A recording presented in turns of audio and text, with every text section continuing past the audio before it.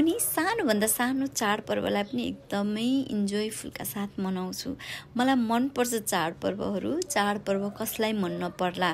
नयाँ वर्ष 2082 सालको हामी सम्पूर्ण राधा रमण मन्जिल परिवारको तर्फबाट हृदयदेखि नै सम्पूर्ण इष्टमित्र दाजुभाइ दिदीबहिनी कस्टमर साथीहरूलाई शुभकामना व्यक्त गर्न चाहन्छौँ। सर्वप्रथम फुलसँग एकदमै धेरै लगाव छ, धेरै मनपर्छ फुल त कसलाई मन नपर्ला, तर मलाई लाग्छ मलाई धेरै नै मनपर्छ जस्तो।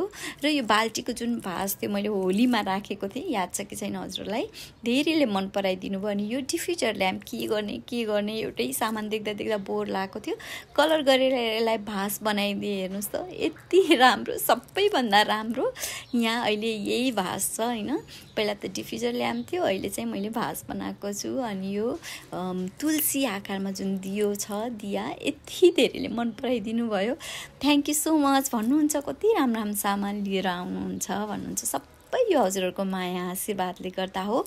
र एउटा मुख्य कुरा म रिक्वेस्ट गर्छु, कोही साथीहरूले पनि यो ब्रजको रसलाई नछोड्नु होला। साँच्चीकै आफ्नो तुलसी मोडमा ब्रजको रसलाई राखिदिनु होला, छरिदिनु होला र आफ्नो पूजा कोठामा अनिवार्य राखिदिनु होला। हेर्नुहोस् भगवान् श्री कृष्णको बास हुन्छ, यति आनन्द आउँछ, यति बास्ना, यति मिठो यसको बास्नाले चाहिँ मनै आनन्द हुन्छ। मेरो तुलसी माता कति राम्री देखिनु भएको छ आज। माई गड, हेरिराख्न मन लागेको छ, नजर नलागोस् मेरो आमालाई।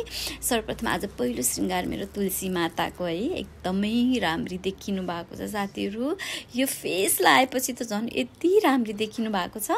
त्यस्तै गरेर यो चाहिँ तुलसी दिया धेरैले मन पराइदिनु भएको त छैन, फेरि हामी ल्याउने कोसिस गर्नेछौँ, तर धेरै नै कम पाउँछ यो तुलसी दिया।